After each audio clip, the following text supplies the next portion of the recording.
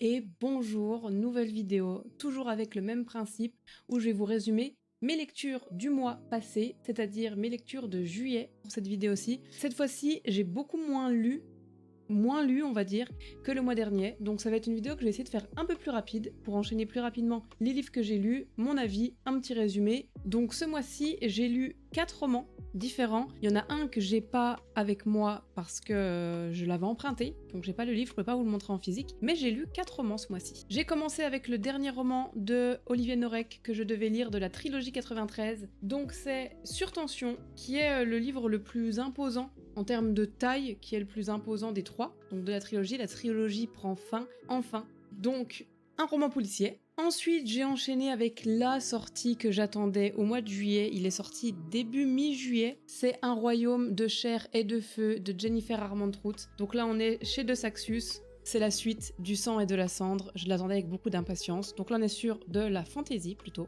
Ensuite, j'ai lu Analogue virtuel, publié chez Hachette Heroes au rayon de l'imaginaire. Là, on est sur de la dystopie science-fiction, plutôt. Et j'ai lu, comme je vous l'ai dit, je l'ai pas avec moi parce que je l'avais emprunté et je l'ai déjà rendu, Dans les brumes de Kaplan. Je vous mettrai une petite image ici. Dans les brumes de Kaplan, donc d'Olivier Norek, de lecture de Norek, oui. Et ici, encore une fois, on est donc sur du roman policier. Donc voilà mes 4 lectures du mois de juillet. J'ai pas pu lire autant que je l'aurais voulu et je suis en train de lire Rose Rebelle, que j'ai lu à peu près jusqu'à la moitié. Donc ça, c'est ma lecture en cours, je pense la finir et je vous la présenterai du coup dans la vidéo du mois d'août. J'ai pas pu lire beaucoup ce mois-ci parce qu'il y a des livres qui m'ont un petit peu fait freiner. Autant il y a eu des pépites que j'ai lues en 2 jours, autant il y a des livres que j'ai eu un peu plus de mal à lire et où du coup mes lectures ont été un petit peu freinées à cause de ça. Mais passons au résumé un peu détaillé de ma première lecture du mois qui était le 3e tome de la trilogie 93, Sur Tension, comme je vous le disais. Donc c'est publié chez Michel Lafon. Moi j'avais acheté le recueil des 3 de la trilogie. Donc Sur Tension, qui se présente comme ceci, et qui fait environ 400 pages. Donc ça se lit en une dizaine d'heures, on va dire. Donc ici, c'est le dernier roman, comme je vous le disais, de la trilogie 93. C'est la suite de Territoire que je vous avais présenté en juin du mois dernier. Et encore une fois, je vous le rappelle, vous pouvez lire chacun des romans de la trilogie 93 de façon séparée, individuellement les uns des autres. Les enquêtes qui sont menées dans chacun des livres sont propres à elles-mêmes, sont propres au roman. Elles n'ont pas de lien entre elles, par contre forcément on suit les mêmes protagonistes, donc il y a des histoires qui peuvent un peu s'entrecouper, des informations qu'on peut avoir. Mais si vous voulez commencer par Sur Tension dans la trilogie 93, lire juste Sur Tension, vous pouvez très bien. J'ai des gens d'ailleurs dans mon entourage, c'est ce qu'ils ont fait, ils sont tombés sur Tension en librairie, ils l'ont acheté et ils étaient très contents de l'avoir lu, même sans avoir lu les 2 premiers de la trilogie. Donc dans ce livre, nous revoilà au contact du capitaine Coste au sein du groupe Crime 1 dans le 93, et dès la première page du livre, pas de spoil, c'est vraiment la première page, on retrouve Victor Coste en entretien psychiatrique, où on apprend qu'un membre de son équipe est décédé. Dès la première page. Alors quand on a lu les 2 premiers tomes de la trilogie 93, forcément il y a un affect qui s'est créé avec les personnages, avec les membres de l'équipe, et ça met l'eau à la bouche. Tout de suite, ça met l'eau à la bouche. Et on apprend également que Coste se sent responsable, qu'il est au bout de sa carrière, qu'il veut arrêter, et que voilà, on apprend que ça va pas très fort pour notre cher capitaine Coste. Alors autant vous dire que c'est un roman que j'ai dévoré, je l'ai lu à vitesse grand V, parce que forcément j'étais trop pressée de savoir qui, quoi, quand, comment, pourquoi il avait perdu un membre de son équipe. Et sachez que ce livre porte très très bien son nom, Sur Tension, c'est exactement ce qui se passe pendant les 400 pages de la lecture. Donc je vais vous faire un petit résumé rapide de l'enquête qui est menée dans ce dernier roman. On se retrouve face à un dernier casse-tête avec le capitaine Coste. Comment 5 criminels se retrouvent-ils liés dans la même histoire ? Entre un plan d'évasion risqué pour un détenu corse et des familles qui se retrouvent torturées chez elles, où sont les liens ? L'équipe de Coste sera donc plus que jamais soumise à très rudes épreuves. Voilà brièvement autour de quoi tourne ce dernier opus de cette trilogie, avec évidemment, comme à chaque fois dans les romans de Norek, du multi-point de vue, donc on aura le point de vue des différents protagonistes, ce qui rend toujours l'histoire aussi dynamique, aussi prenante. C'est dynamique, c'est déchirant, c'est prenant, c'est du Norek, foncé encore une fois. 5 sur 5 pour ce dernier opus, donc je vais pouvoir ranger cette trilogie enfin dans ma bibliothèque. Juste une petite chose sur ce recueil de cette trilogie, à la fin, nous avons des nouvelles qui s'appellent Ultra Noir. Donc c'est 3 nouvelles qui ont été écrites par Norek, qui se lisent en 1/4 d'heure, 20 minutes à peu près. Vous les retrouverez certainement dans un Joy Racontons une histoire, si vous connaissez le format. Je vous les lirai dans ce format-là, parce que c'est pareil, ça porte très bien son nom. ultra noir, c'est très très sombre, c'est des histoires très sombres. Je sais pas si je voulais lire les 3 parce qu'il y en a qui sont très durs quand même à entendre. Je vous mettrai le lien de la playlist Joy raconte-nous une histoire dans la bio si jamais vous êtes passé à côté. Ensuite, Un royaume de chair et de feu de Jennifer Armentrout. C'est la suite du sang et de la cendre que je vous ai présenté dans la vidéo du mois dernier, qui était déjà sortie il y a quelques années, mais moi je l'avais seulement lu début juin. C'est le livre qui m'a donné envie de faire des vidéos sur mes lectures, de faire du contenu sur Instagram sur mes lectures en cours. Donc j'avais beaucoup d'attentes dans ce livre-là, qui est le 2e opus. Je crois que c'est censé être une trilogie, donc il y en aura encore un à attendre l'année prochaine. C'est chez De Saxus, évidemment. Ici on est sur de la fantasy, de la romance, new adult, high fantasy d'ailleurs. On est sur un livre de 763 pages, donc du pavé. Je vais pas vous faire un grand résumé sur cette aventure parce que pas pour ne pas spoiler les gens qui n'ont pas lu le premier tome.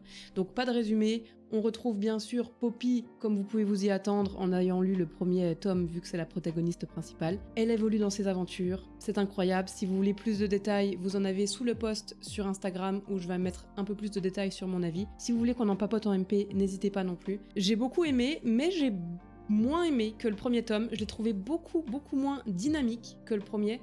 C'est un peu lent. Ce qui m'avait vraiment plu dans le premier, c'est que ça ne s'arrêtait jamais. L'histoire de Poppy, d'Oak, de tous les protagonistes, ça évoluait très vite. On n'apprenait pas beaucoup de choses sur l'univers, mais ça évoluait très vite. En termes d'aventure, c'était soutenu. Là, c'est l'inverse. L'aventure est beaucoup moins soutenue. On est plus centré sur la romance. Je pense que ça joue aussi en la défaveur du roman. Et là, on en apprend vraiment beaucoup, par contre, sur l'univers. Dans quel univers évoluent les personnages, les croyances qu'ils ont, la magie qui tourne autour de ce royaume, la magie autour des personnages qui sont dans le livre. C'est plus, on va dire, un tome de développement. Donc je suis pressée de voir comment va exploser le troisième tome. S'ils arrivent à faire un mix entre l'aventure, la cadence du premier tome et toutes les informations, le développement d'univers du deuxième, ça sera parfait. Mais j'ai quand même beaucoup aimé ma lecture, comme je vous l'ai dit, je l'ai lu très vite, mais un peu déçu quand même. Un peu déçu, j'ai mis beaucoup de temps à rentrer dans le livre, je trouve que ça tourne toujours autour de la même question, autour des mêmes questionnements des personnages, parfois ça radote un petit peu, donc bonne note, j'ai pas encore fait la chronique, mais je pense que je lui mettrai un 4, c'est une bonne note, mais je pense que ça aurait pu être mieux. Si vous l'avez lu, si vous connaissez la saga et que vous avez lu le 2e tome, je suis curieuse de savoir si vous l'avez aimé ou pas, par rapport en tout cas au premier. Le 3e tome devrait sortir chez De Saxus, j'espère, et on va attendre qu'il sorte pour voir ce qui se passe après. Petite information pour ceux qui n'ont pas réussi à avoir la version reliée, qui est vraiment très stylée d'ailleurs, je vous montre, donc ça c'est avec la jaquette, et hop. Là, on est sans la jaquette, donc il est vraiment beau. Alors moi, j'ai pas eu la chance d'avoir le tome 1 en version reliée. Regardez la tranche, elle est vraiment stylée. J'ai pas eu la chance d'avoir le tome 1 en version reliée, mais De Saxus a averti qu'ils allaient réimprimer des reliés, ce qu'ils ne font jamais, parce que c'est des collectors normalement, mais ils vont réimprimer des reliés du premier tome de la saga, pour éviter un petit peu aussi la revente sur Vinted par exemple. Et donc je suis trop pressée qu'ils en réimpriment, ça devrait arriver courant août. Ils vont en réimprimer, donc je vais pouvoir acheter le tome 1 pour avoir le tome 1 et le tome 2 de ma bibliothèque en relié. Et je revendrai le tome 1 que j'ai en brochet, je le revendrai sur Vinted si jamais il y a des intéressés. Mais voilà. Petite information, si vous ne l'aviez pas eu, ne l'achetez pas ailleurs, il sera disponible en librairie courant du mois d'août, tout comme celui-ci va être réimprimé aussi parce qu'ils n'en avaient pas eu assez avec les pénuries de papier, etc. Donc ils vont aussi réimprimer ce 2e tome. Donc patientez si vous les voulez en relié. J'ai une petite question aussi, qu'est-ce que vous faites, vous lecteurs qui achetez des reliés, de la partie souple de vos reliés? Quand vous les rangez dans votre bibliothèque, vous retirez la partie souple et vous les laissez afficher en relié solide, ou alors vous laissez la partie souple autour de la partie rigide? Je ne sais pas comment faire, parce que je veux pas l'acheter non plus la partie souple, parce qu'elle est quand même belle, et je sais pas comment faire. Si jamais vous faites, vous pouvez me dire comment vous faites vous, parce que moi je sais pas. Ensuite, j'ai lu Analogue virtuel de... Oh, faites que je me trompe pas de nom, faites que je le prononce pas n'importe comment. De Lavanya Lakshminarayan, je pense. Lavayana Lakshminarayan, c'est difficile. Publié donc chez Hachette Heroes au rayon de l'imaginaire. Il fait 380 pages, donc je lis en une dizaine d'heures à peu près. C'est un one-shot. Et là, on est dans une dystopie. Bah, regardez comment ils le vendent, eux. Ils le vendent comme une dystopie indienne dans l'esprit de Black Mirror. Bon, voilà, ça fait vendeur, et dans l'esprit de Black Mirror, quand on a aimé la série. c'est sûr que c'est vendeur. Là, on se retrouve dans une Bangalore du futur, une ville indienne du futur, rebaptisée Apex City. Ceux qui jouent aux jeux vidéo, ça va peut-être vous dire quelque chose, Apex City, mais pour le coup, rien à voir. Donc on est dans une société qui est fracturée entre les riches qui vivent une vie entièrement numérique à travers leur avatar, et de l'autre côté, les très pauvres, qui sont appelés les 10% restants de la population, qui eux sont relégués de l'autre côté d'un mur où ils sont complètement exclus de la société et surtout des technologies que peut offrir Apex City. Donc imaginez donc une courbe avec tout en haut les 1% les plus riches qui ont accès à toute une pléthore, une ribambelle d'artefacts technologiques et qui sont quasiment intouchables. Viennent ensuite les 20% qui eux aussi sont très haut placés dans la société et qui vivent très bien avec beaucoup de technologies et qui surplombent la masse des 70% qui eux sont un petit peu les travailleurs qui vivent aussi avec des technologies où tout est basé sur des paramètres de productivité. Il faut être toujours plus productif. Et toute cette partie-là, les 1%, les 20% et les 70% représentent les virtuels. Donc c'est les citoyens d'Apex City qui sont ultra connectés, dont la vie est truffée d'instruments technologiques, allant de l'omnipore à l'hyper-réalité, en passant par la fameuse Biopus Belle, comme elle s'appelle dans le livre. Enfin voilà, ces intra-oryx, enfin il y a tout un jargon autour des technologies. Et enfin, exclu de tout ça, il y a les 10% restants qui sont de l'autre côté du mur et qui sont en marge d'Apex City et de tout ce qu'elle a à offrir. Donc voilà, je vous ai fait un résumé un petit peu plus long de ce que je fais d'habitude pour vous montrer pourquoi le sujet m'a beaucoup intéressé. C'est une dystopie dans laquelle la société est globalement fracturée entre les très riches et les très pauvres et qui ont des vies diamétralement opposées. Moi, l'aspect hyper connecté, ça m'a un petit peu fait penser à Ready Player One, le film où chaque personnage vit au travers d'un avatar dans un monde virtuel. Ça m'a un peu fait penser à ça. Chacun a ses richesses dans un monde virtuel. Il y avait un petit clin d'œil, je trouve, dans ce livre par rapport à ce film. Donc voilà, comme je vous le disais, tout est basé sur un système de méritocratie et surtout de productivité. À la moindre différence de productivité, si t'es pas hyper productif, tous les capteurs t'indiquent ta productivité, etc. Tu peux être relégué de strate en strate jusqu'à tomber dans les 10% et donc exclu de la société.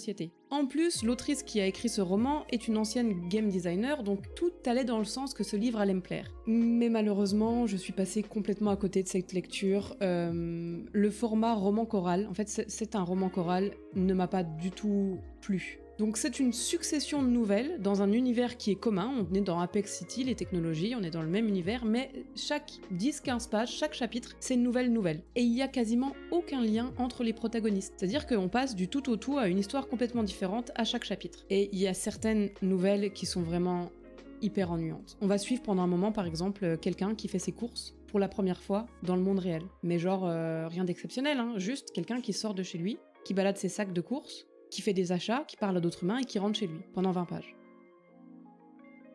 Je pense que ce qui a également concouru au fait que j'aime un peu moins cette lecture, c'est que l'univers est vraiment très riche, il est blindé d'un tas de jargon qui est propre à l'univers, sans réelle explication, on nous débite les termes technologiques comme ça, sans savoir de quoi on parle, et il y a vraiment des fois où je me suis perdue dans des chapitres, dans des nouvelles, où je ne comprenais pas ce qui était en train de se passer, je ne comprenais pas ce que j'étais en train de lire. Donc bref, petite déception pour Analogue Virtuel.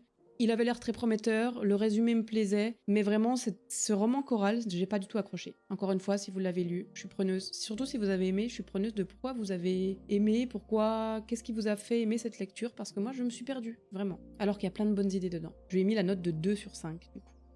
Et enfin, en dernière lecture ce mois-ci, j'ai lu, comme je vous le disais, Dans les brumes de Kaplan de Olivier Norek, publié chez Michel Lafon, comme toujours, pour Norek. Donc on est toujours sur un roman policier, un thriller et du suspense, il y a de la psychologie, on parle de tueurs en série, de protection des témoins. C'est un roman qui fait à peu près 450 pages, je crois 430 pages. Et c'est toujours la saga du Capitaine Coste, on n'est plus dans la trilogie 93, mais on retrouve 6 ans plus tard le Capitaine Coste dans ce qui semblerait être une nouvelle enquête. Donc c'est le grand retour du Capitaine Coste. On se situe sur une île de l'Atlantique, battue par les vents, par la brume, par le brouillard et la neige, plus précisément sur Saint-Pierre, et on retrouve un flic qui avait disparu depuis quelques années maintenant, et il a des nouvelles missions qui sont classées secret défense. Il est dans une résidence surveillée, c'est une forteresse imprenable avec des vitres par balles, il doit protéger une jeune femme qui l'y garde enfermée. Dans les brumes de Kaplan, c'est la nouvelle aventure du Capitaine Coste et elle se fera à l'aveugle. Donc ici, ça n'a plus de secret pour vous, j'aime beaucoup Olivier Norek. Vous aurez une petite pause de lecture d'Olivier Norek, puisque là, j'ai plus rien à lire de lui. Il me reste un roman que j'ai pas lu de lui, c'est Entre deux mondes, je crois. Entre deux mondes, oui. C'est le dernier que j'ai pas lu, après j'aurais fait tous les romans de Norek, donc j'aurais plus rien à lire de cet auteur, donc vous serez un petit peu tranquille pour les recommandations qui concernent Norek.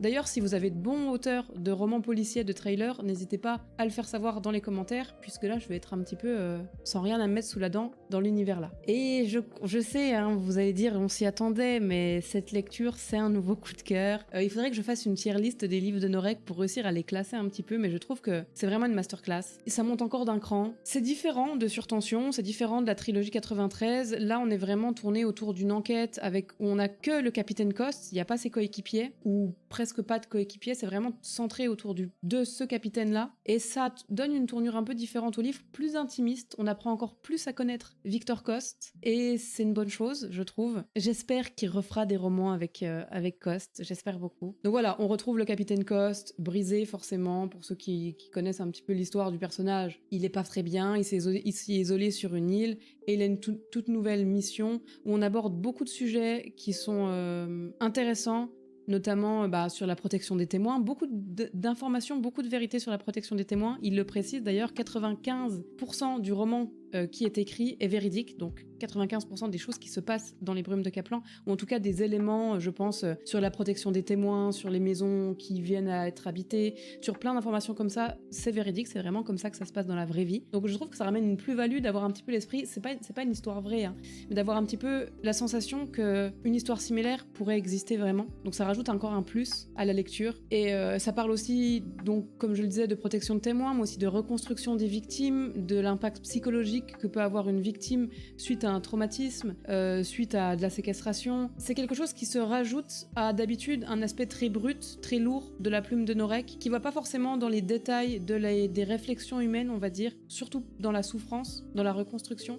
Et là, ça rajoute un vrai plus à la lecture. Et honnêtement, même si vous connaissez pas Victor Coste, lisez ce roman. Il se lit très très bien, il est dynamique, il est plein de rebondissements, plein de surprises, dont on n'y s'y attend pas forcément. C'est bien écrit, et c'est un coup de cœur, c'est un 5 sur 5, bien sûr, vous l'aurez compris. C'était une très bonne lecture. C'était vraiment une très bonne lecture. Mais voilà en tout cas pour ce qui est de mes lectures du mois de juillet. J'espère que je vous ai donné des idées peut-être. J'espère que vous avez kiffé cette petite vidéo qui est un petit peu plus courte que celle de juin. Encore une fois, dites-moi ce que vous en avez pensé, ça m'aide pour progresser dans cet exercice. Je suis en train de lire Rose Rebelle, c'est dur, c'est pas forcément... J'aime pas énormément ce que je lis, c'est très lent, c'est très très lent. Je suis à la moitié du roman et j'ai l'impression que tout ce que j'ai lu, j'aurais pu le lire en 2 pages. Mais encore une fois, merci beaucoup d'avoir suivi cette vidéo. Dites-moi si un format un petit peu plus rapide comme ça vous plaît. Ça fait moins de spoil. Si vous voulez lire le livre, vous avez aucune information qui vous spoil dans mes résumés, donc je trouve que c'est mieux.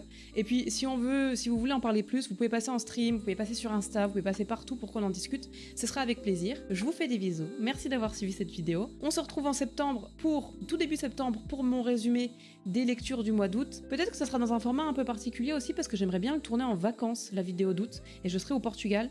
Donc j'aimerais bien peut-être faire un setup un petit peu vacances pour les lectures d'août. On verra. Ça voudrait dire qu'il faudrait que j'amène tous mes livres avec moi. Les 20 kilos de la valise. Ça va peut-être être compliqué. Enfin bref, des bisous. Merci beaucoup d'avoir regardé cette vidéo. Bye bye.